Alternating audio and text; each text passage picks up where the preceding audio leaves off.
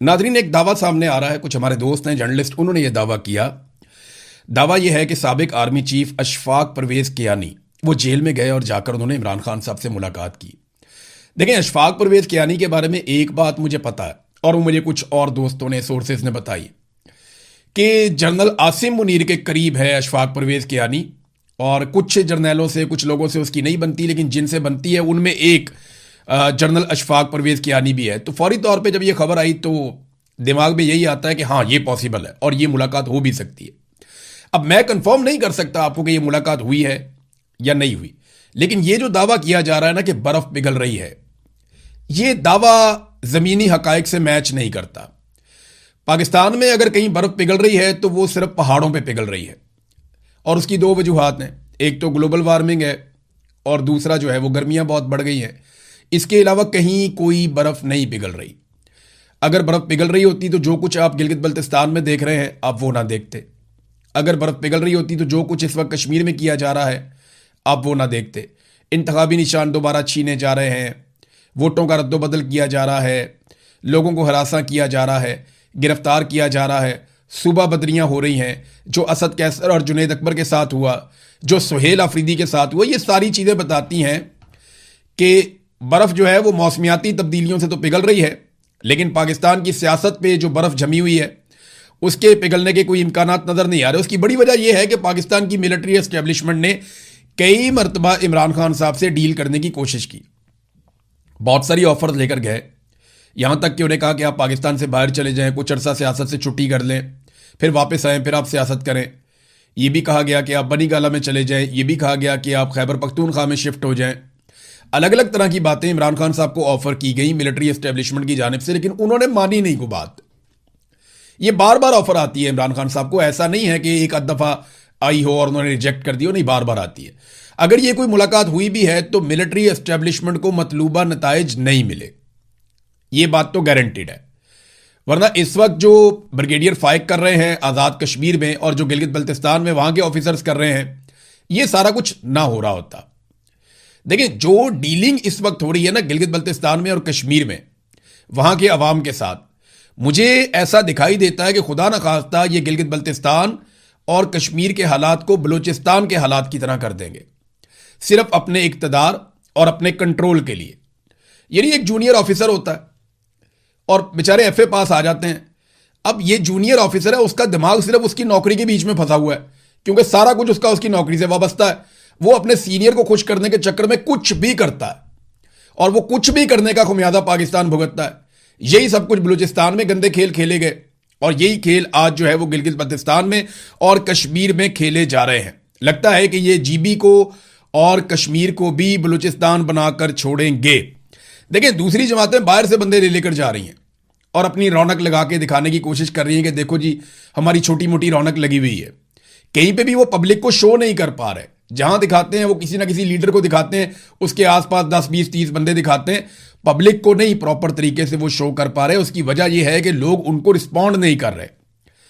ये उम्मीदवार आप एक मरतबा फिर देख लें जो पाकिस्तान तहरीके इंसाफ के हैं। ये पोस्टर मैं आपको दिखा रहा हूं, इसमें आपको पता चल जाएगा कि कौन से हलके में आपने अगर एस्टेब्लिशमेंट के खिलाफ वोट डालना है या मिलिट्री एस्टेब्लिशमेंट के जुल्म के खिलाफ आपने वोट डालना है, तो फिर आपने किसको वोट डालना है। ये सारी कहानी जो है वो इस सफ़े पे लिखी हुई है। कहीं आपको खैमे पे वोट डालना पड़ेगा, कहीं आपको विकेट पे वोट डालना पड़ेगा, कहीं आपको किसी और इंतखाबी निशान पे वोट डालना पड़ेगा। तो अलग अलग बहुत सारे इंतखाबी निशान हैं। तो ये 5-6 निशान आपके सामने हैं अलग अलग हलकों में। इनमें आप वोट डालेंगे तो आपका वोट मिलिट्री एस्टेब्लिशमेंट के खिलाफ जाएगा। एक नाजरीन मेरी गुजारिश है आज़ाद कश्मीर के लोगों से, ये आम आवाम से नहीं मैं बात कर रहा, ये वो लोग जिनके पास बहुत पैसा है, जिनके पूरे पूरे खानदान ओवरसीज हैं और इनके पास काफ़ी पैसा है। आज़ाद कश्मीर में लोगों की एक बहुत बड़ी तादाद पाकिस्तान से बाहर रहती है और वो लोग वहां पे पाउंड्स के अंदर, डॉलर्स के अंदर पैसा कमाते हैं। तो इनके पास वसाइल की कमी नहीं है, ये बहुत अमीर लोग हैं, कारोबारी लोग हैं। अब इनको ठगने का टाइम आ गया है। अगर आपको कोई कहे, कोई ऑफिसर, कि जनाब इतने पैसे दे दें, आपको इलेक्शन जितवा देंगे और आपको असेंबली में पहुंचा देंगे और आप कल को मिनिस्टर भी बन जाएंगे, तो आपने इनकी बातों पे कान नहीं धरने। बहुत सारे दिहाड़ीबाज जो है वो मार्केट में फिर रहे हैं। यही काम बलूचिस्तान में किया गया था। एक एक हलके के लिए 10-10 बंदों से करोड़ों रुपए लिए गए थे। एक बंदा वो 2 करोड़ दे गया, एक बंदा उससे 5 करोड़ ले लिए, एक बंदा उससे 7 करोड़ ले लिए, एक और बंदा उससे 3 करोड़ ले लिए। तो इस तरह एक एक हलके के लिए 10-10 बंदों से पैसे पकड़े गए थे बलूचिस्तान में। और बाद में जब ये लोग पैसे वापस मांगने के लिए गए तो इनको कहा गया कौन से पैसे भाई, तुम्हें वहां पे थोड़े से वोट पड़ते तो हम तुम्हें जितवाते, दौड़ जाओ यहां से। अब वो पैसा ऐसा तो होता नहीं है जिसका कोई कानूनी रिकॉर्ड हो पीछे से। यानी जब आप इस तरह का पैसा है जो आप रिश्वत में दे रहे हैं तो वो आप रिकॉर्ड का पैसा निकाल के तो रिश्वत में नहीं देंगे ना। वो तो आप पैसा इधर उधर से कहीं से निकालेंगे और निकाल के आप दे देंगे। तो मेरी गुजारिश है ओवरसीज पाकिस्तानियों से, नंबर 1। नंबर 2, कश्मीर के अंदर जो बड़े ताकतवर पैसे वाले लोग हैं जिनको सियासत का कीड़ा है या खुजली है, तो मैं उन्हें यह बता रहा हूं कि आपने अपने करोड़ों रुपए जाया कर देने हैं। यही बंदे दिहाड़ियां लगा के पहले आए हुए। जावेद लतीफ ने बताया था कि लाहौर के अंदर भी एक ऑफिसर ने बहुत पैसे ले लिए थे। बलूचिस्तान के लोग किससे आज भी सुनाते हैं कि हमसे पैसा ले लिया, हमें ना एमपीए बनाया ना एमएनए बनाया। तो आपसे गुजारिश है कि आप अपना पैसा जाया ना करें। ये दिहाड़ीबाज हैं, ये दिहाड़ी लगा के निकल जाएंगे, आपके पल्ले कुछ नहीं बचेगा। अभी वहीं पे जीबी में इलेक्शन चल रहा है। पाकिस्तान तहरीक इंसाफ पे मुकम्मल पाबंदी है, मगर बिलावल और उनकी बहन इनके प्रोटोकॉल के लिए गवर्नर पंजाब भी गिलगित बल्तिस्तान पहुंच गए हैं। सवाल यह है कि क्या उनके पास एनओसी है। इलेक्शन के इस माहौल में एक गवर्नर भी वहां पे पहुंच गए। तो देखिए एक तरफ कितना फ्री हैंड है, आप इंजॉय करें। यही बिलावल और मरियम, इन्हें मुकम्मल तौर पे फ्री हैंड था 2020 में भी, जब पाकिस्तान तहरीक इंसाफ की हुकूमत थी, और इनके पास आज भी फ्री हैंड है।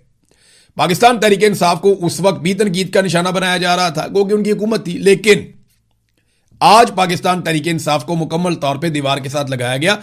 ना उनके पास अपना निशान है, ना वो कंपेन कर सकते हैं, ना वो लोगों में जा सकते हैं, लेकिन नौजवानों ने वो जिम्मेदारी संभाल ली।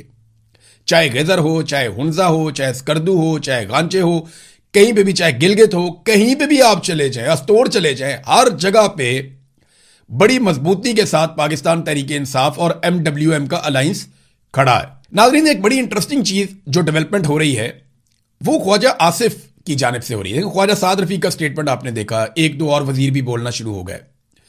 फाद हुसैन ने भी एक कॉलम लिख दिया, ये साबिक वजीर हैं शहबाज शरीफ की कैबिनेट के, कि जी वज़रा कारकर्दगी अच्छी नहीं दिखा रहे। तो फाद हुसैन साहब के इसके पीछे दो मकासद हो सकते हैं। एक तो ये कि वो गवर्नमेंट पे तनकीद करना चाहते हैं, दूसरा वो ये चाहते हैं कि शायद दोबारा वो कैबिनेट में चले जाएं, क्योंकि वो पहले कैबिनेट का हिस्सा थे। जब वो कैबिनेट में थे तब उन्हें कैबिनेट बहुत अच्छी लगती थी, हालांकि उस कैबिनेट ने बड़ी पाकिस्तान की बहुत बुरी हालत की थी। उस कैबिनेट ने सत्यानाश कर दिया था। तो फाद हुसैन उस कैबिनेट का हिस्सा थे, और अब फाद हुसैन को कैबिनेट अच्छी नहीं लग रही, और मेरे ख्याल में एक तरह की सीवी है कि जनाब मुझे कैबिनेट में दोबारा शामिल किया जाए। तो फाद हुसैन साहब को दोबारा शामिल हो जाना चाहिए ताकि कैबिनेट उनको अच्छी लगना शुरू हो जाए। बहरहाल ख्वाजा आसिफ का भी एक गिले शिकवे वाला एक ट्वीट आया कि जनाब 80,000 रुपया भी ले लिया हमसे और हमें रसीद भी कोई नहीं दी, और ये निज़ाम चल रहा है। अगर एक वफाकी वजीर की ये हैसियत है तो किसी और की क्या होगी। फिर थोड़े दिन पहले इंटरव्यू देते हुए ख्वाजा आसिफ ने कहा, जनाब मेरा जो घर है जहां पे मैं रहता हूं, सरकारी घर, वो टूट फूट का शिकार है। मैंने मोहसिन नकवी के तरले किए हैं, लेकिन वो ठीक नहीं करवा के दे रहा, अपने घर का दरवाजा नहीं ठीक करवा पा रहा। आपको पता है ख्वाजा आसिफ ये स्टेटमेंट क्यों दे रहा है? ख्वाजा आसिफ हो जाए, ख्वाजा साद हो जाए, या बाकी लोग, ये सारे ना इन चीजों को रिकॉर्ड के ऊपर रख रहे हैं। इन्हें पता है कि आसिम मुनीर साहब का इक्तदार ज्यादा लंबा चलेगा नहीं, इनके इक्तदार का सूरज गरूब हो जाएगा। इसकी उम्र ज्यादा से ज्यादा 10 साल होगी, इससे ज्यादा क्या होगी। तो पीएमएलएन के लिए सियासत के रास्ते बंद हो जाएंगे, दोबारा सियासत नहीं कर पाएंगे। लिहाजा अब ये ग्राउंड बना रहे हैं कि जनाब हम तो बांध दिए गए थे, और इमरान खान के खौफ की वजह से हम फंस गए थे। इमरान खान का किया हमारे सामने आ गया। आसिम मुनीर का बुरा वक्त आते ही उनका नाम भी कोई नहीं लेगा, ये मेरी बात याद रखिएगा, लेकिन हम लिया करेंगे, हम बताया करेंगे लोगों को कि एक फलाना जर्नैल आया था, बाद में ये जर्नैल आया था, बाद में ये जर्नैल आया था, और उनकी पॉलिसियों ने पाकिस्तान को कितना नुकसान पहुंचाया। ये जो लोग आज झंडा उठाई फिरते हैं ना आसिम मुनीर का, ये आसिम मुनीर साहब मेरे से कोरे कागज पर लिखकर ले लें। अगर उनकी रिटायरमेंट के बाद इनमें से किसी ने नाम भी लिया ना, तो मुझे आगे पूछ लीजिएगा कि जनाब इन्होंने नाम लिया, हम आपका नाम जिंदा रखेंगे, बताएंगे सबको कि जनाब ये ज्यादती आपने की थी इस मुल्क के साथ। बहरहाल ये, और खास तौर पे पाकिस्तान की जमहूरियत के साथ, क्योंकि ख्वाजा आसिफ जो आपका बॉस है वो खुद अपने मुंह से बार बार ये कहता है कि पाकिस्तान में हाइब्रिड निजाम है और फौज चीजों को कंट्रोल कर रही है। आपका वजीर आजम भी, सब लोग ये कहते हैं और बड़े फख्र से ये बात की जाती है। बल्कि जो टाउट सहाफ़ी आपने रखे हुए हैं वो भी आके बताते हैं कि सारे फैसले आप ही करते हैं, कोई और नहीं करता। ये आईनी नुक्ता नज़र से, कानूनी नुक्ता नज़र से आपका हक नहीं है, आपके हलफ की खिलाफ वर्जी है, आपको ये नहीं करना चाहिए था, लेकिन आप करते हैं तो ठीक है। ये बात याद रखी जाएगी तारीख में। नाज़रीन, बजट के हवाले से खबरें लगातार आ रही हैं और यहां पे एक और खबर है मेरे पास बजट के हवाले से। IMF से मुज़ाकरात मुकम्मल हो गए। हुकूमत के 220 अरब रुपए के नए टैक्सेस लगाने की एक तजवीज़ सामने आई है। लेवीज इसके अलावा हैं जो लेवियां लगाई जाएंगी, और जो टैक्सेस हैं 220 अरब रुपए के, ये नए टैक्सेस लगाए जाएंगे। अब सरकारी मुलाजमीन को क्या मिलेगा अभी तक कुछ पता नहीं है, लेकिन जो आपका सेल टैक्स है उसमें भी 1% का इजाफा किया जा रहा है। यानी हमें टैक्स के अंदर ये जो अब बजट आ रहा है इसमें हमें किसी जगह पे भी महंगाई कम होती हुई दिखाई नहीं दे रही, बल्कि इसमें हमें महंगाई बढ़ती हुई दिखाई दे रही है।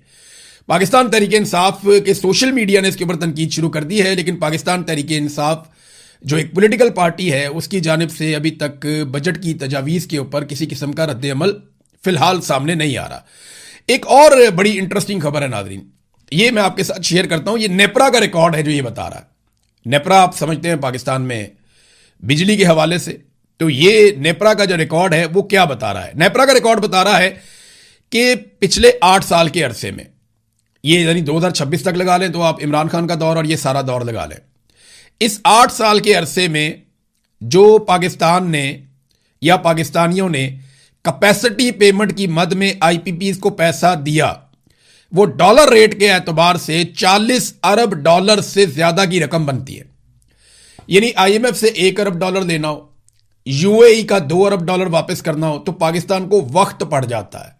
लेकिन IPPs क्योंकि बहुत बड़े बड़े लोगों के, फ्रंटमैनों के हैं, IPPs में क्योंकि बड़ी कमीशन मिलती है इसलिए कोई फर्क नहीं पड़ता। तो वो बिजली जो IPPs ने पैदा ही नहीं की उसका पैसा देने को बोलते हैं कैपेसिटी पेमेंट।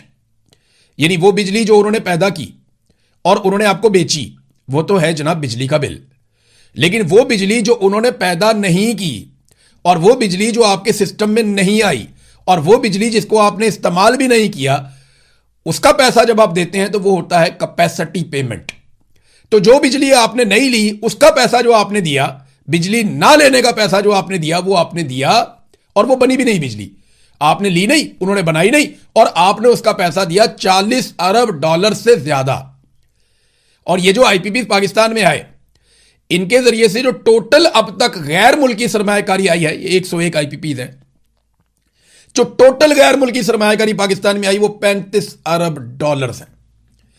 यानी टोटल इन्होंने जो पैसा लगाया बाहर से पाकिस्तान के अंदर वो 35 अरब डॉलर है, और उसके बदले में जो हमने सिर्फ 8 साल में इनको कैपेसिटी पेमेंट की मद में दे दिया वो 40 अरब डॉलर से ज्यादा है। और पिछले 20-22 साल का हिसाब इससे अलग है, और ये रिपोर्ट है नेपरा की। तो ये पाकिस्तान के साथ नवाज शरीफ ने, पीपल्स पार्टी ने और परवेज मुशर्रफ ने मिलकर किया है। परवेज मुशर्रफ का इसमें बहुत छोटा हिस्सा है, लेकिन हिस्सा है, बड़ा हिस्सा है इसमें। सबसे ज्यादा जो गंद मारा है इसके अंदर वो नवाज शरीफ ने मारा, नंबर 1। नंबर 2 पे आती है पीपल्स पार्टी और नंबर 3 के ऊपर आते हैं परवेज मुशर्रफ साहब। तो इन्होंने पाकिस्तान का बेड़ा गर्क किया। आज पाकिस्तानी जो है हर साल 2000 अरब रुपया इनको कैपेसिटी पेमेंट की मद में देता है, उस बिजली का जो बिजली पैदा ही नहीं हुई। नाजरीन, 28वीं आईनी तरमीम के मामले में MQM मैदान में आ गई और MQM ने कहा जनाब ये तो हमारी तरमीम है, आज नहीं कल लानी पड़ेगी। ये एक तरह की CV है जो MQM पेश कर रही है आसिम मुनीर साहब के सामने कि देखिए हम कितने इंपॉर्टेंट हैं, हम आपकी लड़ाई लड़ रहे हैं, हम एक और आईनी तरमीम की राह हमवार कर रहे हैं। चाहते वो ये है, उन्होंने एक नुक्ते पे बात की कि 140A जो है MQM पाकिस्तान का 30 साल से मुतालबा है, यानी जो कराची है उसको वफाक के अंडर कर दिया जाए। देखिए कराची जितना बड़ा है, जितनी बड़ी उसकी आबादी है, इतना बड़ा तो पूरा मुल्क होता है। कराची और हैदराबाद को अगर एक अलग सूबा भी बना देना तो कोई फर्क नहीं पड़ता, या अगर आप सिंध में 3 सूबे भी बना देना तो कोई फर्क नहीं पड़ता, सिंध तरक्की करेगा इससे। लेकिन पाकिस्तान पीपल्स पार्टी को यह पता है कि वो अंदरूने सिंध से 2 नंबरी करके वोट लेते हैं, अंदरूने सिंध से 2 नंबरी करके वो अपना इक्तदार लेते हैं और कराची और हैदराबाद के ऊपर रूल करते हैं। ये उनका तरीका वारदात है, क्योंकि यहां पे पैसा बहुत ज्यादा जनरेट होता है, सारी दिहाड़ियां जो हैं वो इस जगह के ऊपर है। और जिस तरह उन्होंने अपना कराची को कंट्रोल किया हुआ है, कैसे उन्होंने अपना मेयर बिठाया, ये सब आप जानते हैं। ये कोई अब ढकी छुपी बात नहीं है, पूरी दुनिया इसे जानती है। नाजरीन, ईरान ने एक नया और खौफनाक हथियार मुतारिफ करवाया। ये हथियार जो है इसका नाम है रजब 27। रजब 27 एक कश्ती है छोटे साइज की। इसके अंदर 2 क्रूज मिसाइल जा सकते हैं जो 700 किलोमीटर तक अपने हदफ को निशाना बना सकते हैं। इसके अलावा इसके अंदर दीगर हथियार और बारूद भी जा सकता है। ये लगभग 3 मीटर तक जो समुद्री लहरें हैं उनका मुकाबला भी कर सकती है और ये बहुत तेज रफ्तार में जाती है। दुनिया में ना हथियारों का पूरा सिस्टम ही तब्दील हो गया। पहले और तरह के हथियार बनते थे। ये 2 जंगें ऐसी हुई दुनिया में जिन्होंने पूरी दुनिया की जो लड़ाई का नक्शा है उसको तब्दील कर दिया। नंबर 1, जो आर्मीनिया और अजरबैजान के बीच में जंग हुई थी, उसने दुनिया को बहुत कुछ सिखाया। उसने बताया कि ड्रोन कितना इंपॉर्टेंट है और टैंक कितना फारिग है। उसके बाद जो दूसरी लड़ाई हुई यूक्रेन और रूस की, उसमें भी बहुत कुछ दुनिया ने सीखा। लेकिन जो ईरान ने अमेरिका और इसराइल के साथ किया, अपने सस्ते और इंतहाई कम महदूद वसाइल के साथ और कम हथियारों के साथ, उसने बताया दुनिया को कि हथियार की नौयत अगर कुछ और हो तो आप जंग में कुछ और भी कर सकते हैं, यानी आप जंग का नक्शा बदल सकते हैं। अब इस वक्त एक और खबर मेरे पास आई है। पाकिस्तान के नुक्ता नज़र से कोई इतनी अच्छी खबर नहीं है, क्योंकि पाकिस्तान के आजकल अफगानिस्तान के साथ ताल्लुकात अच्छे नहीं हैं। अफगानिस्तान अपने दिफा के लिए ईरानी मॉडल पे काम कर रहा है। इन्होंने रूस के साथ एक दिफाई मुआहदा किया है और उसके तहत रशिया वहां पे एयर डिफेंस सिस्टम लगाएगा। यानी पाकिस्तान एयरफोर्स बार बार अटैक करती है अफगानिस्तान के अंदर, तो उन्हें लगता है कि फ्यूचर में अब पाकिस्तान एयरफोर्स को वो अफगानिस्तान की सरजमीन पे अटैक नहीं करने देंगे। एक और चीज है कि अफगानिस्तान कुछ रिपोर्ट्स के मुताबिक ड्रोन्स के हवाले से कुछ काम कर रहा है। यानी जैसे ईरान ने बहुत सारे ड्रोन्स बनाए और उन ड्रोन्स को अपना मेन हथियार बनाया, तो अगर यही काम अफगानिस्तान भी करता है तो पाकिस्तान के लिए प्रॉब्लम होगी अगर पाकिस्तान अफगानिस्तान से लड़ता रहेगा। देखिए, हमें एक बात सीखनी और समझनी पड़ेगी। आज के दौर में कोई भी बालादस्त नहीं रह सकता। आपको सबके साथ ताल्लुकात बनाकर आगे चलना पड़ेगा। हमें हमेशा सूट करता है अफगानिस्तान के साथ बेहतरीन ताल्लुकात रखना। जो ड्रोन्स हैं, जब वो सैकड़ों की तादाद में आते हैं तो कोई भी एयर डिफेंस सिस्टम उसको नहीं रोक सकता। और कभी भी किसी ऐसे मुल्क के साथ आपको लड़ाई में नहीं जाना चाहिए जिसके वसाइल कम हो, यानी जिसकी तरक्की कम हो। यानी अगर आप अरब ममालिक की मिसाल देख लें तो क्या वो ईरान से लड़ सकते हैं? ईरान के अंदर इतना इंफ्रास्ट्रक्चर उस तरह का नहीं है जैसा इन ममालिक के अंदर है। ये तो शीशे के बने हुए हैं। लिहाजा पाकिस्तान को अफगानिस्तान के साथ अच्छे ताल्लुकात रखते हुए तामीर और तरक्की पे तवज्जो देनी चाहिए दोनों ममालिक की, खास तौर पे पाकिस्तान की, क्योंकि पाकिस्तान रिस्पॉन्सिबिलिटी है, लेकिन मिलिट्री एस्टेब्लिशमेंट अपने आप को रेलिवेंट रखने के लिए हर दौर में कोई ना कोई जंग छेड़ के रखती है। जैसा कि कभी हम किसी जंग में चले जाते हैं, कभी किसी जंग में चले जाते हैं, और नतीजा क्या निकलता है? अभी तक हम कश्मीर आज़ाद करवा नहीं पाए और भारत से अपना पानी भी छुड़वा नहीं पाए। नाजरीन, इसराइल ने बहुत तेज हमले शुरू कर दिए हैं। गजा और लबनान को वो बहुत बुरी तरह अटैक कर रहा है। गजा के 60% पे उन्होंने अपना कंट्रोल मुकम्मल कर लिया है और नेतन्याहू ने मजीद 10% के ऊपर कब्जे का हुक्म जारी कर दिया है कि 70% गजा पे मुकम्मल तौर पे कब्जा कर दिया जाए।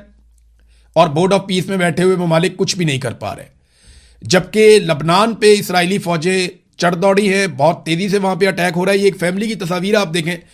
ये इसराइली हमले के अंदर गुज़िश्ता रोज ये शहीद हो गए लोग। इनमें देखें, ये बच्चे हैं, ये पनागुज़ीन थे। कोस्टल हाईवे पर इन पर ड्रोन हमला किया गया और ये सारे लोग शहीद हो गए। ये बड़े अफसोसनाक मनाजिर जो है वहां से आ रहे हैं।